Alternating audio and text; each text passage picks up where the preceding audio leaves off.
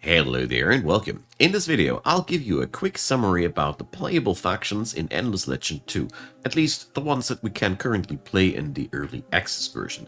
Faction number 6 is still hidden, but as I've seen it on the roadmaps, it'll take a while until these are finished, so I decided to make this video ahead of this and redo it later when the full release is closer. The goal of this video is simple. I want to give you a quick overview about the playstyle, specialties, and, well, the general feel of those factions in this video, so you have a good understanding when you go in there. Let's start with the aspects. These guys are the most diplomacy-heavy faction, obviously, in the game, as the name already says, and they have a pretty interesting and special way of expanding. The coral network is something you put onto a territory, and then it grows corals around it. After that has been built, you can claim the territory, which means these guys have to take an extra step in claiming territory, which is a drawback. But the advantage here is the coral network acts as sort of a road network, which not only gives you more income, but also various bonuses the more technologies you derive. This is a double-edged sword. It makes your expansion slower, but the territory you have is very, very much your territory with all the advantages that you can get.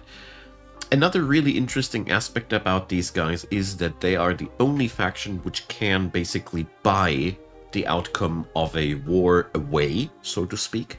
You can just force treaties and truces, which means diplomacy is more of a currency game for the aspects, and that is unique for these guys. What's left to say is that there is no other faction in the game that is so good at assimilating and living side by side with other minor cultures. They reap the bonuses faster, and they have to pay way less for that, and on top of that they also have therefore the best advantage to minor faction military units, which is quite a nice thing. Their major downside, like I said, is they are very, very empire-centric and grow rather slowly. But where they are, they're hard to get rid of. So, let's move on over to the kin of Sheredyn. These guys are our defensive militarists.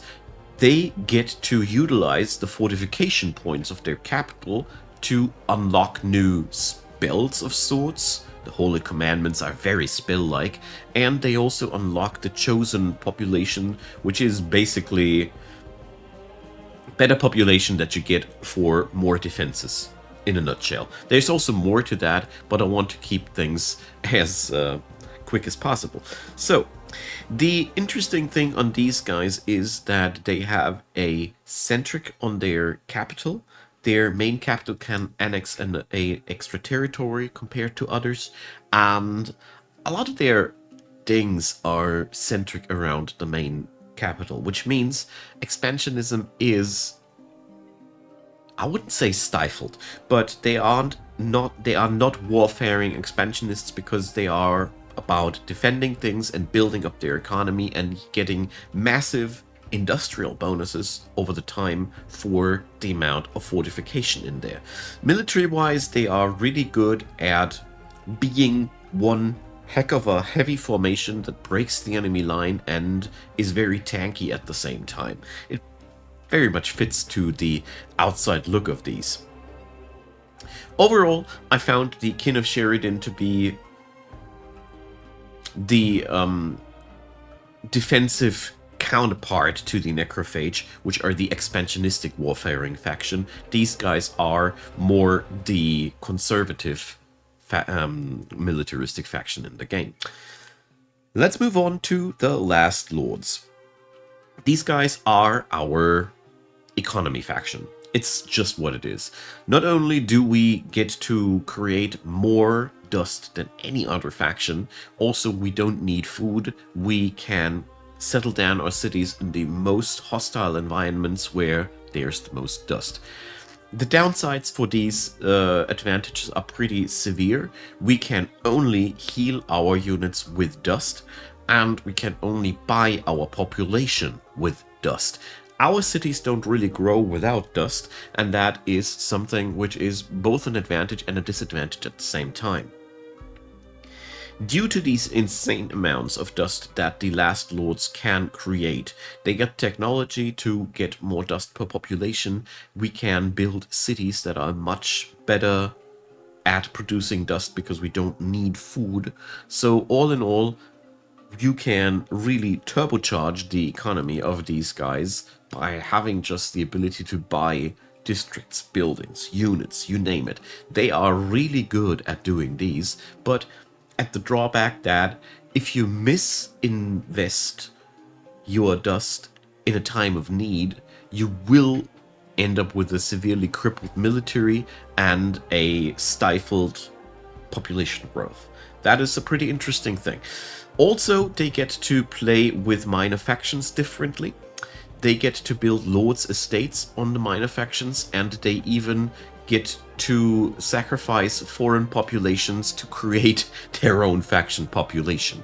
So, military-wise, they are quite much around vampirism and healing focused, so the downside that they can't heal themselves gets a little bit offset by the fact that they got a lot of units that are good at healing themselves and their guys around them. Every time a unit dies of ours, they give healing off to their allies. So there's a lot of things around these guys working for that no healing problem being not so much of a problem as it sounds in the first place. Now, let's move on to the Tahuks. These guys are your science faction to go. They want to build observatories wherever there are mountains available. This is their most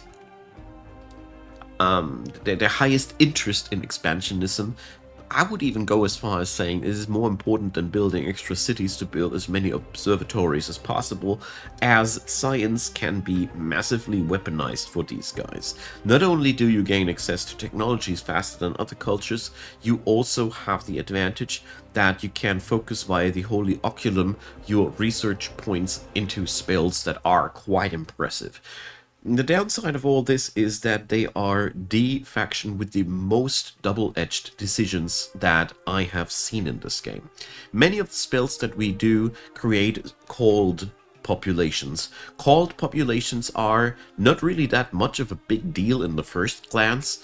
Their obsessions change with every monsoon. The problem is when you have too many of them. Religious riots will eventually happen, and the gameplay mechanics of the Tahuks is very, very much focused around managing the amount of called populations by sending them away or converting them to a better population. But you're not allowed to power play your spells blindly, because that will send your cities into disarray and chaos, which is a pretty interesting counterbalance, because in all honesty, the things you can do are quite powerful.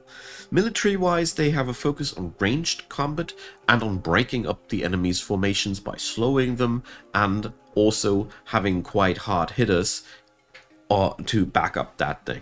They are the least tanky formation-wise faction of the ones that I've been playing around with, but I gotta say, with the military things, my word is to be taken with a grain of salt, as I am still learning.